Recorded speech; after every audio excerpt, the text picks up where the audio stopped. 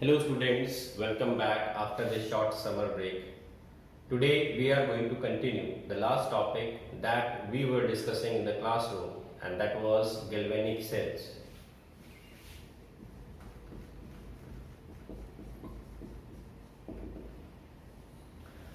Galvanic cells का एक example हम डिस्कस कर चुके हैं and this example was zinc copper cell. तो लास्ट लेक्चर में हमने ये सेल डिस्कस किया था जिसमें जिंक और कॉपर का यूज किया गया था सेल बनाने के लिए. आज हम एक और एग्जांपल डिस्कस कर लेते हैं ताकि हमारा जो लास्ट लेक्चर में हमने डिस्कशन किया था वो रिवाइज भी हो जाए और ये एग्जांपल भी हम कवर कर लें. This is copper silver cell. Today we are going to study how we can make a cell by using copper and silver. बच्चों ये सेल जो है ये डिपेंड करता है इस रिएक्शन के ऊपर. आप इस रिएक्शन को 10th क्लास में पढ़ चुके हैं और 11th क्लास में भी पढ़ चुके हैं. रिएक्शन जो है वो है कॉपर और सिल्वर नाइट्रेट के बीच में.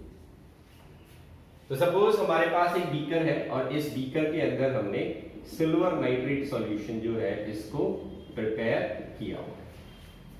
अब इस सॉल्यूशन में हम कॉपर मेटल जो है इसको डाल देते हैं.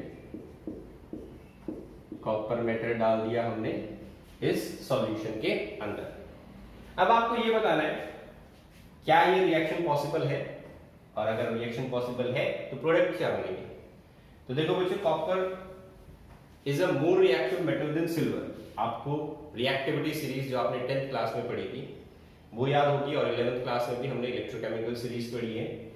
अगर हम उसको अप्लाई करें तो हमें ये पता है कि copper is a more reactive metal than silver. Silver is a less reactive metal than copper. तो क्योंकि कॉपर ज्यादा रिएक्टिव है सिल्वर से, इस वजह से कॉपर क्या करेगा, इस लेस रिएक्टिव मेटल को इसके सॉल्ट सॉल्यूशन में से डिस्प्लेस कर देगा. और जब डिस्प्लेस करेगा तो ये अपनी सॉल्यूशन बना लेगा CuNO3 whole twice plus Ag. इसको हम बैलेंस कर देते हैं इस तरीके से. तो because copper is more reactive than silver, तो कॉपर ने डिस्प्लेस कर दिया. So this is an example of redox reaction as well as a displacement reaction. तो इसमें रिडक्शन और ऑक्सीडेशन भी हो रहा है और साथ साथ हम इसके अंदर डिस्प्लेसमेंट भी देख सकते हैं. अब देखिए यहां पर आपको आइडेंटिफाई करना है किसका ऑक्सीडेशन हो रहा है और किसका रिडक्शन हो रहा है. तो उसके लिए हम पहले यहां पर ऑक्सीडेशन स्टेट जो है वो लिख देते हैं. कॉपर एलिमेंटल स्टेट में है और एलिमेंटल स्टेट में कोई भी सब्सटेंस जब होता है तो उसकी ऑक्सीडेशन स्टेट क्या ली जाती है, 0. कॉपर की ऑक्सीडेशन स्टेट हो गई 0. सिल्वर की ऑक्सीडेशन स्टेट यहां पर है +1. कॉपर की ऑक्सीडेशन स्टेट है +2 और यहां पर सिल्वर की ऑक्सीडेशन स्टेट क्या है, 0. So these are the oxidation state of metals involved in this reaction. अब देखो बच्चों, कॉपर जो है वो 0 से +2 ऑक्सीडेशन स्टेट में जा रहा है. इसका मतलब क्या हुआ, कॉपर का ऑक्सीडेशन हो रहा है. Copper is undergoing oxidation. Silver को देखिए, सिल्वर +1 से 0 में जा रहा है. इसका मतलब क्या हुआ, इसको इलेक्ट्रॉन्स मिल रहे हैं. इसका मतलब इसका रिडक्शन हो रहा है. तो कॉपर का ऑक्सीडेशन हो रहा है इस रिएक्शन में और सिल्वर का रिडक्शन हो रहा है. अगर हम इन दोनों रिएक्शंस को, ऑक्सीडेशन और रिडक्शन वाले रिएक्शन को हाफ रिएक्शंस की फॉर्म में लिखें तो ये कैसे लिखे जाएंगे. So let us write down oxidation half reaction. Oxidation half reaction में क्या लिखना पड़ेगा, copper metal is undergoing oxidation. और जिसका ऑक्सीडेशन होता है वो किस इलेक्ट्रोड की तरह काम करता है, oxidation take place at anode. Last lecture में आपको ये बात नोट करवाई गई थी. तो जिस भी एलिमेंट का ऑक्सीडेशन होगा वो एनोड का काम करेगा इस सेल के अंदर. ऐसे ही जब हम रिडक्शन की बात करते हैं तो सिल्वर 2 आयंस जो हैं वो 2 इलेक्ट्रॉन्स एक्सेप्ट करते हैं और सिल्वर मेटल में रिड्यूस हो जाते हैं. तो यहां पर क्या हुआ, रिडक्शन हुआ. तो इसका रिडक्शन हो रहा है, तो इसका मतलब ये काम कर कैथोड का काम करेगा इस सेल के अंदर। So this is reduction half reaction। तो हमने इस रिडॉक्स रिएक्शन को दो पार्ट्स में ब्रेक कर लिया। एक पार्ट में हम खाली ऑक्सीडेशन वाला पार्ट लिख रहे हैं, दूसरे के अंदर हम रिडक्शन वाला पार्ट लिख रहे हैं, और इन दोनों को अगर आप ऐड कर देते हो तो ओवरऑल रिएक्शन ये बन जाती है। तो इस तरीके से लिखने से हमें ये पता चल गया कि कौन सी इलेक्ट्रोड जो है वो एनोड का काम करेगी और कौन सी इलेक्ट्रोड कैथोड का काम करेगी इस सेल के अंदर। सो कॉपर एनोड का काम करेगा और सिल्वर जो है वो कैथोड का काम करेगा। लास्ट लेक्चर में कुछ बच्चे ये पूछ रहे थे कि how we identify which electrode will act as cathode और which electrode will act as anode. तो देखो बच्चों, रिएक्टिविटी सीरीज अगर आपको याद है,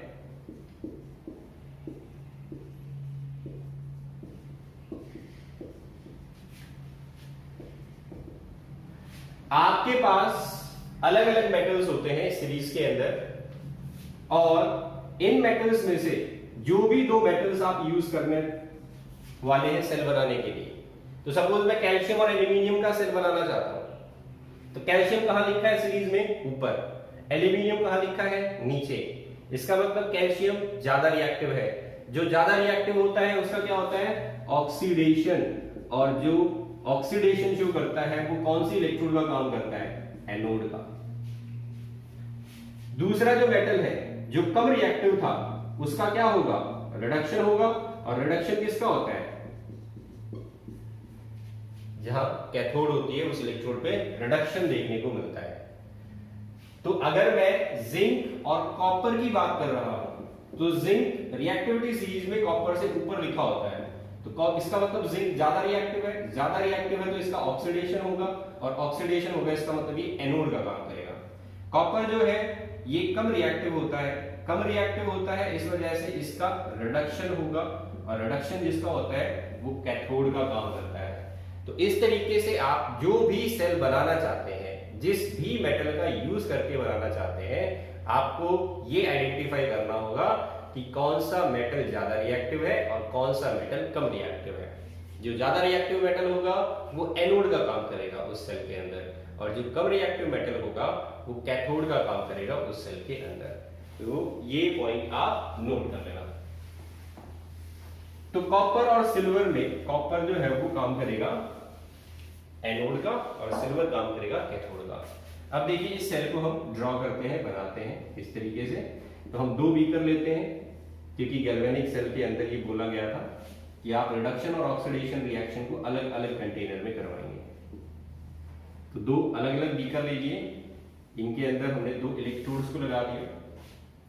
बच्चों, आप एनोड जो है इसको हमेशा लेफ्ट वाले बीकर में शो करेंगे, और कैथोड जो है इसको हमेशा राइट वाले बीकर में शो करेंगे।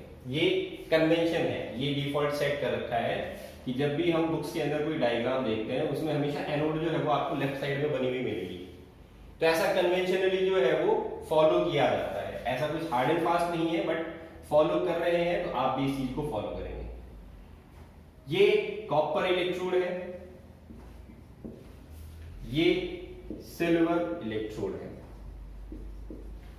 कॉपर इलेक्ट्रोड जो है वो रिएक्शन में क्या करेगा? कॉपर से कॉपर नाइट्रेट बनेगा, तो यहां पर आप कॉपर नाइट्रेट का ही सॉल्यूशन देंगे, CuNO3 होल ट्वाइस।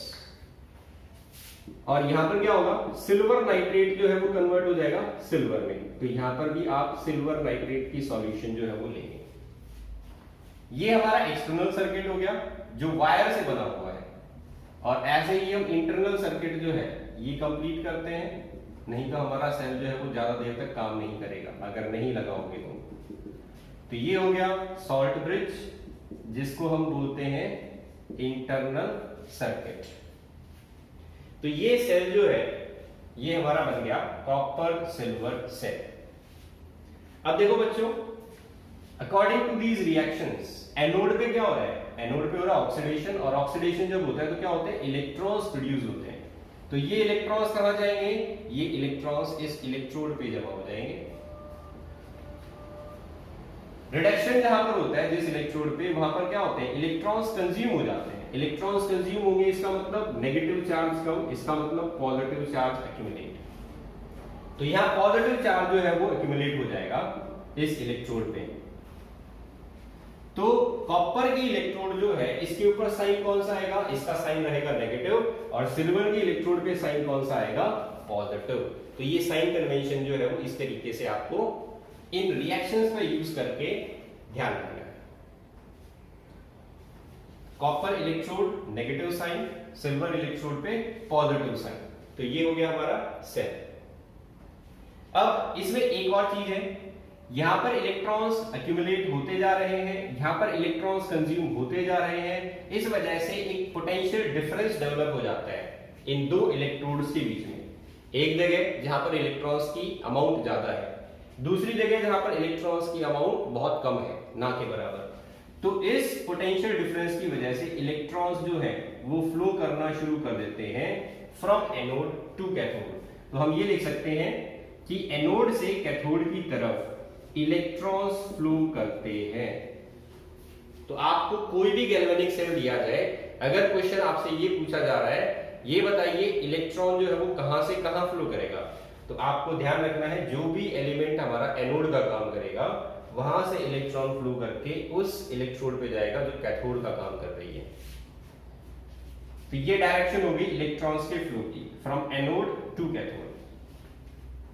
और करंट के फ्लो की डायरेक्शन क्या होती है, करंट फ्लो करता है just opposite to the direction of flow of electron. तो ये हो गया करंट के फ्लो की डायरेक्शन। ये ऑब्जेक्टिव टाइप क्वेश्चन में एक बार पूछा गया था, 1 मार्क्स का क्वेश्चन आया था, आपको जिंक कॉपर जो है वो सेल दिया गया था और आपसे पूछा गया था ये बताइए इलेक्ट्रॉन्स कहां से कहां फ्लो करेंगे। तो जिंक एनोड होती है, कॉपर कैथोड होती है, जिंक से इलेक्ट्रॉन जाएगा कॉपर की तरफ। आंसर हो गया electrons flow from zinc electrode towards copper electrode. और अगर क्वेश्चन करंट के फ्लो का पूछता है तो करंट फ्लो करेगा from copper to zinc, just opposite to the direction of flow of electron.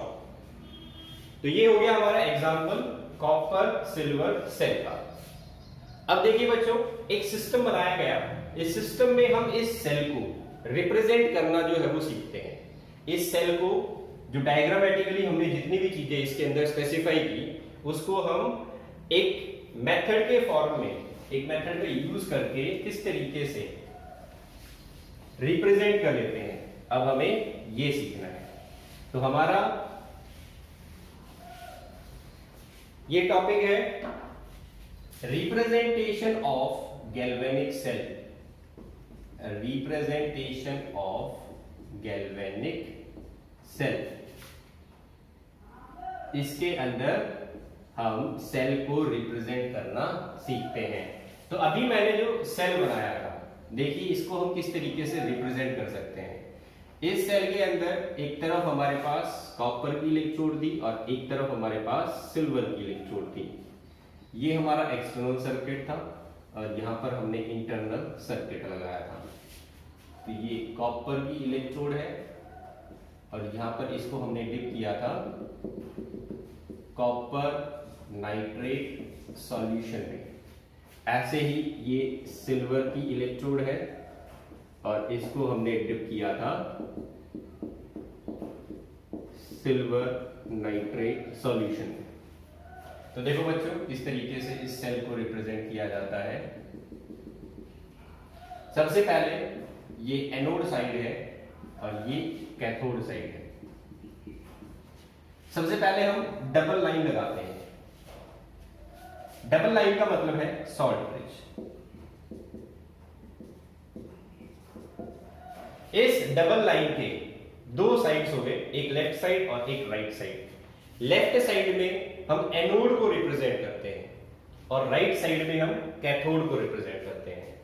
तो एनोड को किस तरीके से रिप्रेजेंट किया जाएगा, तो देखो यहां पर आपने एनोड की ऑक्सीडेशन हाफ रिएक्शन लिखी थी।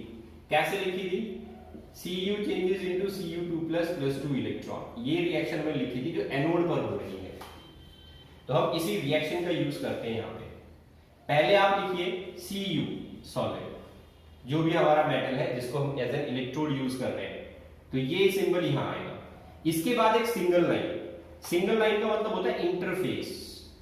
इंटरफेस, इंटरफेस क्या होता है यहां पर समझ लीजिए, ये जो इलेक्ट्रोड और इस सॉल्यूशन की जो कांटेक्ट सरफेस होगी, जहां पर ये दोनों आपस में कांटेक्ट कर रही होंगी, तो सपोज ये सॉल्यूशन जो है उसके पार्टिकल्स या मॉलिक्यूल्स कह लो, तो ये हमारी सॉल्यूशन है, ये हमारी इलेक्ट्रोड है, और ये जो लेयर है जो इन दोनों को आपस में कांटेक्ट में रख रही है, दिस इज कॉल्ड इंटरफेस।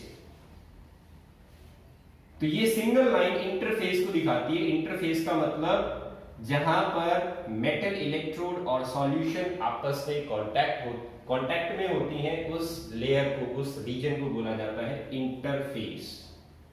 तो कॉपर इलेक्ट्रोड है जो सॉलिड स्टेट में था, और ये 2 पॉजिटिव आयंस कहां होंगे, ये 2 पॉजिटिव आयंस होंगे सॉल्यूशन में।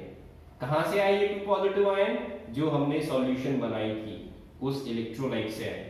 तो हम इस इंटरफेस के साथ क्या लिखते हैं, Cu2+, जो सॉल्यूशन में हमने इलेक्ट्रोलाइट डाला था उसको, और इसके साथ साथ हम इसकी कंसंट्रेशन भी स्पेसिफाई करते हैं कि कितना कॉपर नाइट्रेट हमने डाला है। जब हम सॉल्यूशन बनाएंगे तो हम एक अमाउंट डालेंगे कॉपर नाइट्रेट का, और वो अमाउंट जो है उससे हम कंसंट्रेशन जो है वो बता सकते हैं। तो कॉपर 2+ की कंसंट्रेशन जो है वो उसी के साथ ब्रैकेट में लिखी जाती है। तो ये हो गई हमारी एनोड की रिप्रेजेंटेशन। अब देखिए कैथोड को कैसे रिप्रेजेंट करते हैं। ये सेल जो है ये हमारा कैथोड वाला सेल है, इसके अंदर जो रिएक्शन होती है that is called reduction half reaction. अब इस रिडक्शन हाफ रिएक्शन में क्या हो रहा है, इस रिएक्शन के अंदर सिल्वर जो है वो कन्वर्ट हो रहा है सिल्वर सॉलिड में। तो Ag पॉजिटिव था, Ag पॉजिटिव इलेक्ट्रॉन एक्सेप्ट करके किसमें कन्वर्ट हो रहा था, सिल्वर में। तो हम यहां पर क्या लिखते हैं, सबसे पहले हम लिखते हैं Ag पॉजिटिव। Ag पॉजिटिव जो है ये कहां से आया, ये इस सॉल्यूशन से आया, और इस सॉल्यूशन में हमने जो इलेक्ट्रोलाइट डाला था AgNO3, वहां से ये प्रोड्यूस हुआ। अब ये इलेक्ट्रोलाइट कितना डाला है, उसकी कंसेंट्रेशन, तो इसको मैं लिख देता हूं C2, जो भी कंसेंट्रेशन सिल्वर नाइट्रेट की हमने डाली होगी सॉल्यूशन के अंदर वो लिखी जाएगी यहां पर। फिर एक सिंगल लाइन का वही मतलब है इंटरफेस। तो ये उस लेयर को रिप्रेजेंट करता है जहां पर ये सॉल्यूशन और ये इलेक्ट्रोड आपस में कांटेक्ट में होती है, इसको इंटरफेस बोलते हैं। और इसके बाद में मेटल इलेक्ट्रोड। तो आप ऑक्सीडेशन हाफ रिएक्शन और रिडक्शन हाफ रिएक्शन को लिखने के लिए जिस भी तरीके का यूज कर रहे थे उसको आपको यहां पर एज इट इज, जो लेफ्ट साइड में है वो पहले लिखा जाएगा इंटरफेस के, और जो राइट साइड में है वो इंटरफेस के बाद में लिखा जाएगा। जो लेफ्ट साइड में है वो इंटरफेस के पहले, और जो राइट साइड में है वो इंटरफेस के बाद में। तो ये जो हमारा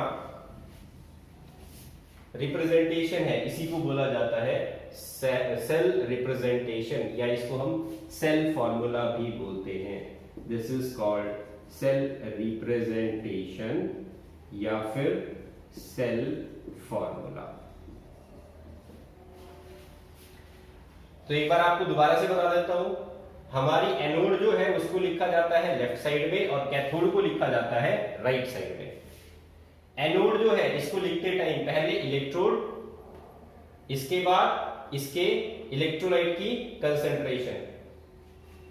कैथोड जो है वहां पर रिडक्शन होता है, तो पहले इलेक्ट्रोलाइट, इसकी कंसेंट्रेशन, और फिर इंटरफेस के साथ क्या लिखेंगे हम, मेटल इलेक्ट्रोड।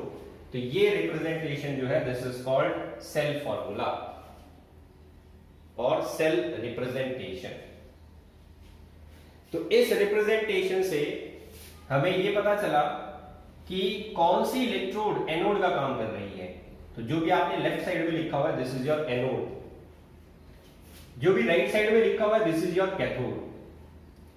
एनोड जो है उसकी जो सॉल्यूशन है जिसमें उसको डिप किया हुआ है उस सॉल्यूशन की कंसेंट्रेशन क्या है वो यहां से मिल जाएगी। कैथोड जो है उसकी इलेक्ट्रोलाइट की सॉल्यूशन की कंसेंट्रेशन क्या है वो यहां से मिल जाएगी। सॉल्ट ब्रिज आपका ये डबल लाइन रिप्रेजेंट करती है, और सिंगल लाइन रिप्रेजेंट करती है इंटरफेस। तो ये हो गया इस सेल का रिप्रेजेंटेशन। ऐसे ही चलो बच्चों हम जिंक कॉपर सेल जो है उसको भी रिप्रेजेंट करके देखते हैं। जिंक कॉपर सेल जो है वो कैसे सेल फॉर्मूला में रिप्रेजेंट किया जाएगा। तो यहां पर लेफ्ट साइड में हमेशा एनोड रहेगी, राइट साइड में हमेशा कैथोड रहेगी। जिंक इलेक्ट्रोड जो है वो लेफ्ट साइड में ली जाएगी क्योंकि इसका ऑक्सीडेशन होता है, और यहां पर हम यूज करते हैं ZnSO4 सॉल्यूशन। ऐसे ही कॉपर इलेक्ट्रोड जो है इसको राइट साइड वाले बीकर के अंदर सेट किया जाएगा, और यहां पर कॉपर सल्फेट सॉल्यूशन जो है वो प्रिपेयर किया जाएगा। अब देखो एनोड पे रिएक्शन जो है वो आपको लिखनी है, तो Zn changes into Zn2 plus 2 electron. Cathode पे क्या होता है, रिडक्शन, तो Cu2 plus 2 electron changes into Cu solid. ये रिएक्शन हो गई तो इन दोनों इलेक्ट्रोड्स के ऊपर होती है इंडिविजुअली। अब देखो हम सबसे पहले तो सॉल्ट ब्रिज की डबल लाइन खींचते हैं। ये एनोड वाली साइड है, ये कैथोड वाली साइड है। पहले लेफ्ट साइड में क्या लिखा है, जिंक मेटल, इंटरफेस लगाइए Zn2 पॉजिटिव आयन। तो जितना भी जिंक सल्फेट आपने डाला होगा उसकी जो भी कंसंट्रेशन आएगी वो इसके साथ लिखनी है। ऐसे ही कॉपर जो है लेफ्ट साइड में क्या लिखा है, Cu2 इंटरफेस लगाइए, इसके साथ इसकी कंसंट्रेशन जो है वो भी स्पेसिफाई कीजिए। राइट साइड में लिखा है कॉपर मेटल। तो ये हो गई हमारी इस सेल की representation of zinc copper cell. तो ये सेल फॉर्मूला जो है वो इसको हम इस तरीके से रिप्रेजेंट कर सकते हैं। ऐसे ही एक और सेल जो है वो हम देख लेते हैं। इस बार आपको सेल बताने की बजाय मैं आपको रिडॉक्स रिएक्शन लिख के दे रहा हूं और आपसे पूछ रहा हूं ये बताइए अगर हम इस रिडॉक्स रिएक्शन का यूज करके सेल बनाते हैं तो उस सेल का सेल फॉर्मूला क्या होगा। तो रिडॉक्स रिएक्शन दे दी, magnesium plus 2 AgNO3 MgNO3 whole twice plus 2 Ag। ये रिडॉक्स रिएक्शन है। इस रिडॉक्स रिएक्शन का यूज करके हम सेल बनाएंगे और उस सेल का सेल फॉर्मूला जो है वो क्या आएगा। तो देखो यहाँ पर मैग्नीशियम जो है वो ज्यादा रिएक्टिव मेटल था, सिल्वर कम रिएक्टिव मेटल था। तो इसका क्या मतलब हुआ, इसका मतलब हुआ मैग्नीशियम काम करेगा एनोड की तरह, इसका ऑक्सीडेशन होगा, और सिल्वर काम करेगा कैथोड की तरह। तो एनोड जो है वो किसकी बन गई, मैग्नीशियम की, और एनोड पे क्या होता है हमेशा ऑक्सीडेशन। तो ये मैंने लिख दी एनोड की रिएक्शन। ऐसे ही कैथोड की रिएक्शन जब हम लिखेंगे तो उसमें क्या होगा, रिडक्शन। रिडक्शन किसका हो रहा है, सिल्वर का। तो ये हो गई हमारी इंडिविजुअल रिएक्शंस जो इन इलेक्ट्रोड्स पे हमें देखने को मिलती हैं। इसका सेल फॉर्मूला लिखेंगे। सबसे पहले डबल लाइन मतलब सॉल्ट ब्रिज, इसके इस साइड में एनोड लिखी जाएगी, magnesium metal, interface magnesium ions, इसकी कंसंट्रेशन। ऐसे ही सिल्वर आयंस, इसकी कंसंट्रेशन, इंटरफेस सिल्वर मेटल। तो ये हो गया सेल फॉर्मूला। और अगर इसको डायग्रामेटिकली जो है वो बनाना चाहते हो तो डायग्रामेटिकली एक तरफ आपके पास लेफ्ट बीकर, राइट बीकर, इसमें मैग्नीशियम मेटल जो है उसकी इलेक्ट्रोड लगानी पड़ेगी, इसमें हमें सिल्वर की इलेक्ट्रोड लगानी पड़ेगी। ये हमारा एक्सटर्नल सर्किट, ये हमारा इंटरनल सर्किट। यहां पर MgNO3 की सॉल्यूशन जो है वो प्रिपेयर करनी पड़ेगी, और यहाँ पर सिल्वर नाइट्रेट की सॉल्यूशन प्रिपेयर करनी पड़ेगी। तो इस तरीके से इस सेल को हम ऐसे लिख सकते हैं सेल फॉर्मूला का यूज करके, और इस तरीके से इसको हम समझ सकते हैं डायग्रामेटिकली। तो ये होगी बच्चों हमारी cell representation, how to represent a cell. अब मैं आपको इसका जस्ट इनवर्स प्रोसेस करने के लिए दे रहा हूं। मैं आपको एक सेल फॉर्मूला दे रहा हूं और आपसे ये पूछ रहा हूं कि ये बताओ इस सेल फॉर्मूला के अकॉर्डिंग कौन सी इलेक्ट्रोड जो है वो एनोड का काम कर रही है और कौन सी इलेक्ट्रोड जो है वो कैथोड का काम कर रही है। तो सेल हो गया ये।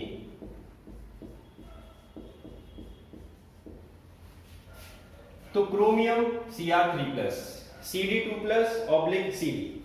तो देखो इस फॉर्मूला के अंदर कंसंट्रेशन इन्होंने हमें दे नहीं रखी, तो कंसंट्रेशन अगर नहीं दी हुई कोई बात नहीं, आप ये मान लीजिए इसकी कंसंट्रेशन C1 है, इसकी कंसंट्रेशन C2 है। यहां पर क्रोमियम है, क्रोमियम पे कोई भी चार्ज नहीं है, मतलब ये एलिमेंटल स्टेट में है। कैडमियम पे भी कोई चार्ज नहीं है, इसका मतलब ये एलिमेंटल स्टेट में है। तो सॉल्ट ब्रिज हो गया ये। इस सॉल्ट ब्रिज के लेफ्ट हैंड साइड में जो बनाया जाता है दैट इज एनोड, और राइट हैंड साइड में जो बनाया जाता है दैट इज कैथोड। तो देखिए ये हमारा सेल जो होगा, इसके अंदर दो अलग अलग बीकर्स होंगे, और इन बीकर के अंदर हम जो सॉल्यूशन बनाने वाले हैं ये सॉल्यूशन रहेंगी हमारी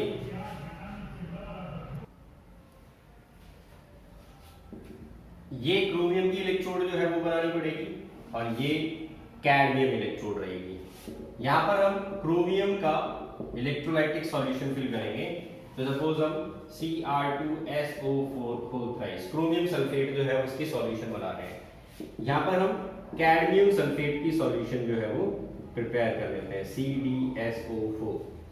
तो ये सॉल्यूशंस जो है वो हमने प्रिपेयर कर रखी हैं, और इस तरीके से इन इलेक्ट्रोड्स को हमने इसमें डिप कर रखा है। तो ये हो गई हमारी इलेक्ट्रोकेमिकल सेल, इसका डायग्राम, और ये हो गया इसका सेल फॉर्मूला। इसकी जो भी कंसंट्रेशन होगी वो यहाँ पर हमें गिवन नहीं है, तो इसलिए हम इसको C1 मान लेते हैं, इसको C2 मान लेते हैं। तो ये हो गया इसका मतलब। अगर आप इसकी सेल रिएक्शंस लिखेंगे तो इस तरीके से लिखी जाएंगी। क्रोमियम जो है उसका एक एटम 3 इलेक्ट्रॉन्स रिलीज कर रहा है, जबकि यहां पर कैडमियम जो है इसके 2 इलेक्ट्रॉन्स एक्सेप्ट करके ये कैडमियम मेटल में रिड्यूस हो रहा है। अब देखो इलेक्ट्रॉन्स बैलेंस करने होते हैं, क्योंकि लास्ट में हमें इन दोनों रिएक्शंस को ऐड करना होता है। तो यहाँ पर 3 इलेक्ट्रॉन्स है, यहाँ पर 2 इलेक्ट्रॉन्स है, तो इसको हम 2 से मल्टीप्लाई कर देते हैं तो ये 6 इलेक्ट्रॉन हो जाता है, और इसको हम 3 से मल्टीप्लाई कर देते हैं तो ये भी 6 इलेक्ट्रॉन्स हो जाते हैं। क्योंकि किसी भी रिडॉक्स रिएक्शन में number of electrons lost is equal to number of electrons gain. तो ये इंडिविजुअल रिएक्शन हो गई जो इन दोनों इलेक्ट्रोड्स के ऊपर हमें देखने को मिलेगी। तो ये हो गई हमारी सेल की रिप्रेजेंटेशन। तो आई होप ये समझ में आ गया होगा आपको ऐसे ही एक और जो है वो सेल फॉर्मूला देता हूं, और आपको इसे भी प्रैक्टिस करना है, फाइंड आउट करना है कि इस सेल फॉर्मूला के अकॉर्डिंग हमारा सेल जो है वो कैसा होगा। तो देखो यहां पर मैं आपको एक सेल फॉर्मूला जो है उसका रिप्रेजेंटेशन बता रहा हूं।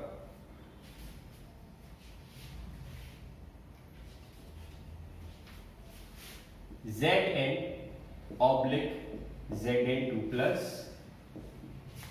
0.1 molar, CD2 plus 0.01 molar /CD। ये सेल फॉर्मूला हमें दिया गया है। तो इसका मतलब क्या हुआ? इसका ये मतलब हुआ कि डबल लाइन जो है वो हमारी सॉल्ट ब्रिज को रिप्रेजेंट करती है। ये इलेक्ट्रोड काम करेगी एज एन एनोड, और ये इलेक्ट्रोड काम करेगी एज अ कैथोड। डायग्राम बनाते हैं। जिंक मेटल है यहां पर, और जिंक मेटल की जो सॉल्यूशन ली गई है ZnSO4 सॉल्यूशन,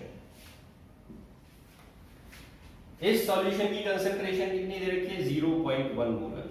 तो आपको इतनी मोलैरिटी बनानी है इस सॉल्यूशन की। दूसरा जो बीकर है कैथोड वाला, इसमें कौन सी इलेक्ट्रोड को लगाया गया? कैडमियम। तो यहां पर सॉल्यूशन भी कैडमियम की ही भरनी पड़ेगी। तो ये हमने ले लिया कैडमियम सल्फेट। ये एक्सटर्नल सर्किट हो गया, ये इंटरनल सर्किट हो गया, और इस सॉल्यूशन की कंसंट्रेशन दे रखी है 0.01 molar.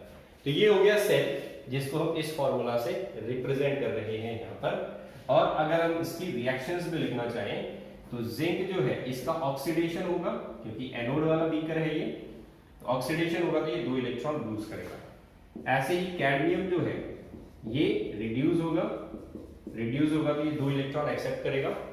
Number of electrons lost is equal to number of electrons gain. तो ये दोनों रिएक्शंस जो है इनको आप ऐड कर सकते हो, ओवरऑल रिएक्शन आपकी आ जाएगी। तो ओवरऑल रिएक्शन अगर हम लिखें इन दोनों को ऐड करके तो Zn प्लस लेफ्ट साइड वाली चीजें पहले आप ऐड कर लीजिए, इसके बाद में राइट साइड वाली जो चीजें हैं इनको ऐड कर लीजिए, इलेक्ट्रॉन से इलेक्ट्रॉन कैंसिल, तो ये आ गई नेट रिएक्शन जो इस बीकर के अंदर हमें देखने को मिलेगी। तो ये हो गया बच्चों representation of galvanic cell by using cell formula. तो आपको जो असाइनमेंट मिलेगा उसमें इसी तरीके से आपको सेल फॉर्मूला जो है आप प्रैक्टिस कर लेना इन प्रॉब्लम्स को। अब हम आगे डिस्कस करेंगे सेल पोटेंशियल। सेल पोटेंशियल क्या होता है, मैं आपको एग्जांपल दे देता हूं। जो इन्वर्टर की बैटरी हम यूज करते हैं घर पे वो 12 वोल्ट की होती है, तो 12 वोल्ट जो है वो सेल पोटेंशियल हो गया। आप जो रिमोट के अंदर ड्राई सेल यूज करते हैं जिसको आप पेंसिल सेल भी बोलते हैं, ये सेल जो है वो 1.5 वोल्ट का होता है, तो ये सेल पोटेंशियल हो गया। आपके पास जो मोबाइल फोन है उसकी जो बैटरी है उसको लिखा हुआ 3.5 वोल्ट, तो वो उसका सेल पोटेंशियल हो गया। तो सेल पोटेंशियल का मतलब हो गया पोटेंशियल डिफरेंस बिटवीन इलेक्ट्रोड्स, जो हमारी कैथोड और एनोड है उनके बीच का जो पोटेंशियल डिफरेंस है उसको हम सेल पोटेंशियल बोलते हैं। तो सेल पोटेंशियल जो है ये किस तरीके से निकाला जाता है, आपने जो अभी सेल्स डिस्कस किए, चाहे वो जिंक और कॉपर का सेल हो या फिर हमने लास्ट में डिस्कस किया कॉपर और सिल्वर का सेल हो, जो भी सेल हम डिजाइन करेंगे उस सेल का पोटेंशियल कितना आएगा वो सेल पोटेंशियल कहलाता है। तो सेल पोटेंशियल निकालने से पहले हमें ये समझना होगा इलेक्ट्रोड पोटेंशियल क्या होता है। तो हम सेल तो डिजाइन कर चुके हैं, लेकिन जो भी सेल हमने डिजाइन किया है उस सेल की आउटपुट कितनी रहेगी, अब हमारा नेक्स्ट टॉपिक ये रहने वाला है।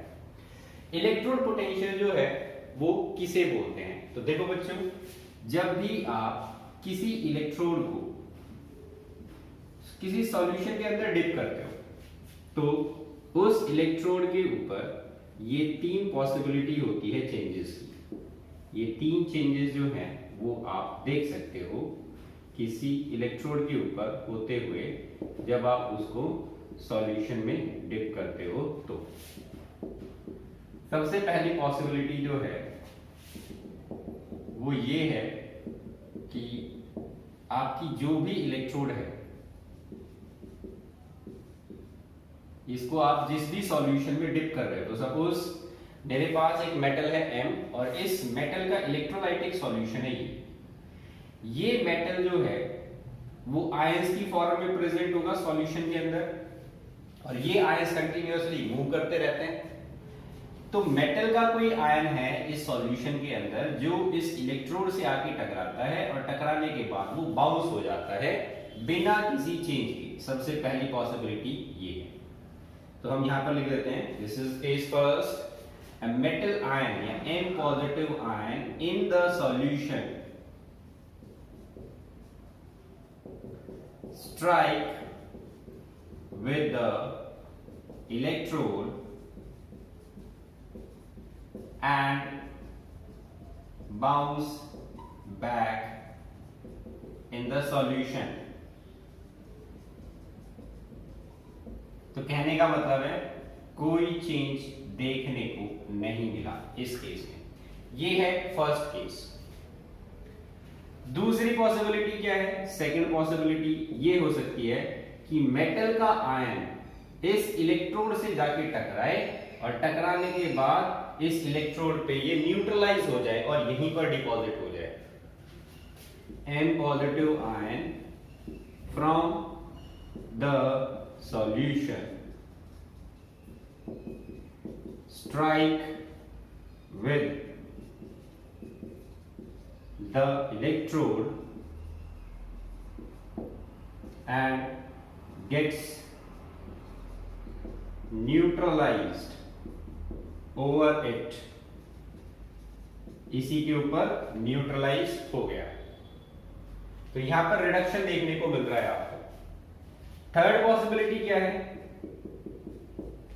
थर्ड पॉसिबिलिटी ये है कि इलेक्ट्रोड से कोई मेटल का एटम इलेक्ट्रॉन लूज करे और इस सॉल्यूशन के अंदर चला जाए, metal atom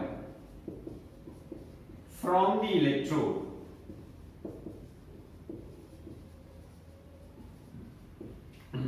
lose electron and forms n positive ion and pass in the solution। तो जब भी आप किसी मेटल इलेक्ट्रोड को किसी इलेक्ट्रोलाइटिक सॉल्यूशन में डिप करते हो, इन तीन में से कोई एक पॉसिबिलिटी जो है वो हो सकती है, इसके अलावा और कोई पॉसिबिलिटी आपको देखने को नहीं मिलेगी। इन तीनों में से कौन सा चेंज होगा वो डिपेंड करता है मेटल के ऊपर।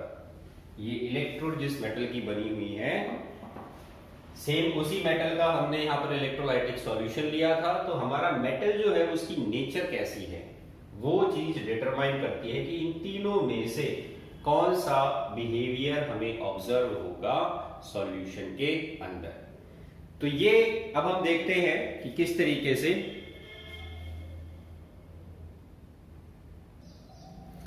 इलेक्ट्रोड और सॉल्यूशन में चेंज देखने को मिलेगा। तो आपको ये तीन केस जो है वो ध्यान रखने हैं। अब देखो, जो अभी हमने बोला कि इनमें से कौन सा प्रोसेस सॉल्यूशन के अंदर होगा वो डिपेंड करता है which of the three changes take place depends on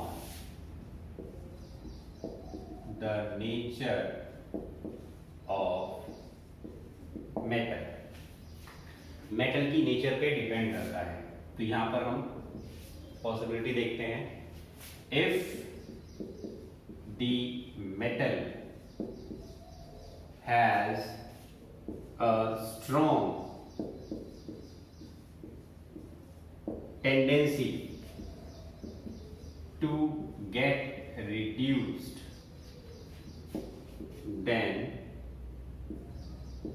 case second is observed। अगर किसी मेटल में रिड्यूस होने की टेंडेंसी ज्यादा है, तो जो हमने सेकंड डायग्राम बनाया था वो डायग्राम जो है वो हमें होता हुआ दिखाई देगा सॉल्यूशन के अंदर। और क्या था इस डायग्राम में, मेटल का आयन सॉल्यूशन से इलेक्ट्रोड की सरफेस पे आके क्या होता है, न्यूट्रलाइज हो जाता है, मतलब रिडक्शन देखने को मिलता है सॉल्यूशन के अंदर मेटल आयंस का इलेक्ट्रोड की सरफेस के ऊपर। अगर हमारा मेटल जो है उसमें ऑक्सीडाइज होने की टेंडेंसी ज्यादा है, if the metal has strong tendency to get oxidized, then case third is observed।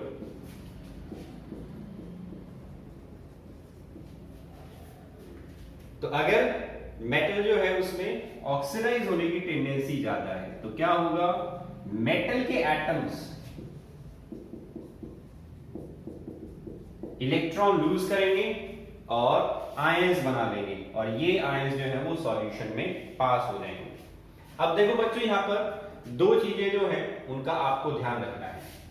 ये सॉल्यूशन के अंदर था, आयंस जो होते हैं वो सॉल्यूशन के अंदर स्टेबल होते हैं, लेकिन जो न्यूट्रल एटम होता है वो सॉल्यूशन के अंदर सॉल्यूबल नहीं होता है। तो ये इनसॉल्यूबल रहेगा सॉल्यूशन से, ठीक है, इनसॉल्यूबल इन सॉल्यूशन। आगे इस चीज का बहुत यूज होने वाला है, इसलिए मैं आपको ये छोटे छोटे पॉइंट्स जो है वो समझा रहा हूं। तो जब भी मेटल लिखा हुआ है बिना किसी चार्ज के, तो आप उस टाइम पर समझ जाना कि वो चीज इलेक्ट्रोड के ऊपर पाई जाएगी, क्योंकि वो सॉल्यूशन के अंदर सॉल्यूबल नहीं होते। लेकिन जब भी कोई मेटल आयंस की फॉर्म में लिखा जाता है तो वो ऑटोमेटिकली सॉल्यूशन में चला जाएगा, क्योंकि उसकी स्टेबिलिटी सॉल्यूशन के अंदर ज्यादा होती है। तो ये भले ही आप पॉइंट्स के फॉर्म में लिख लो, यहां पर भी अगर मैंने मेटल सॉलिड लिखा हुआ है, इसका मतलब ये इलेक्ट्रोड की सरफेस की बात हो रही है, सॉल्यूशन की नहीं।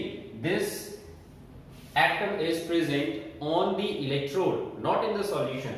लेकिन जैसे ही ये M पॉजिटिव आयन बना लेगा, अब ये सॉल्यूशन में ही स्टेबलाइज हो सकता है, मेटल इलेक्ट्रोड के ऊपर ये चीज स्टेबल नहीं होती।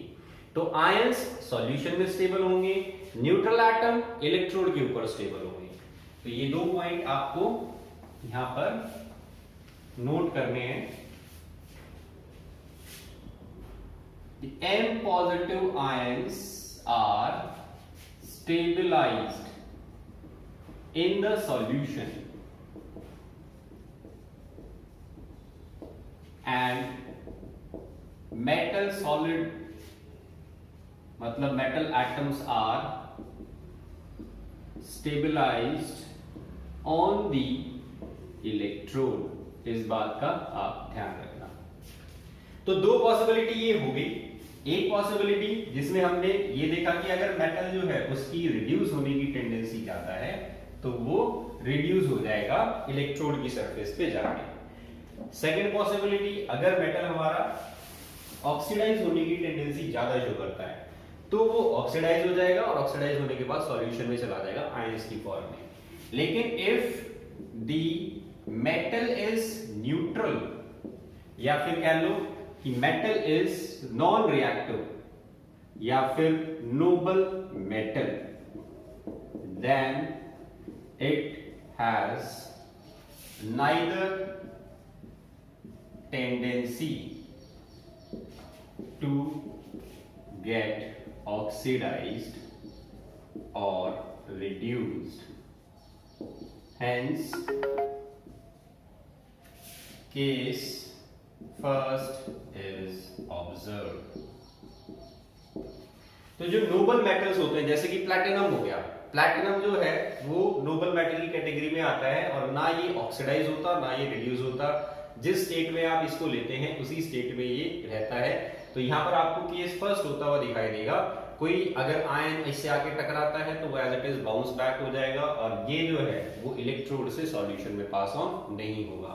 तो इस तरीके के मेटल्स जो हैं they are called noble metals and they follow case first. अब देखो केस फर्स्ट से तो हमें कोई केमिकल चेंज दिखाई दे नहीं रहा। अब हम केस सेकंड और केस थर्ड को देखते हैं। केस सेकंड में और केस थर्ड में क्या हुआ। सबसे पहले हम केस सेकंड में लेते हैं। केस सेकंड जिसके अंदर रिडक्शन देखने को मिल रहा था इलेक्ट्रोड के ऊपर, reduction on electrode.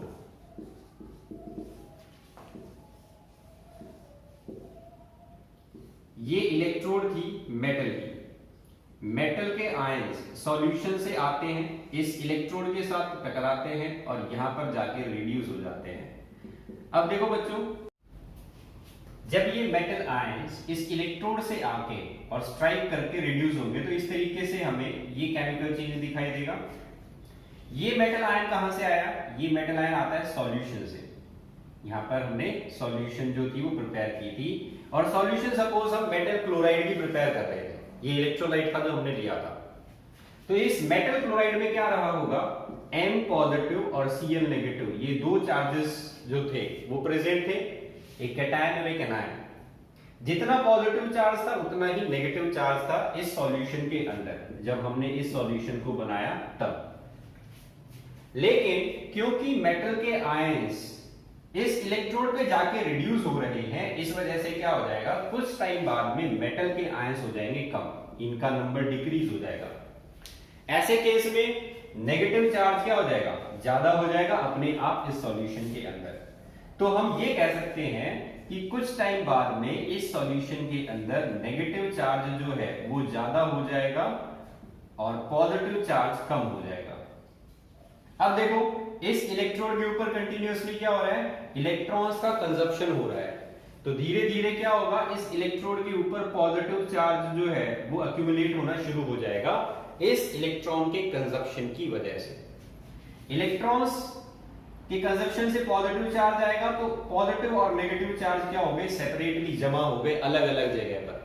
Positive charge accumulate हो गया इलेक्ट्रोड पे, नेगेटिव चार्ज एक्यूमुलेट हो गया सॉल्यूशन के अंदर, और इस चार्ज सेपरेशन की वजह से यहां पर हमें पोटेंशियल डिफरेंस देखने को मिलता है और इसी पोटेंशियल डिफरेंस को बोला जाता है इलेक्ट्रोड पोटेंशियल।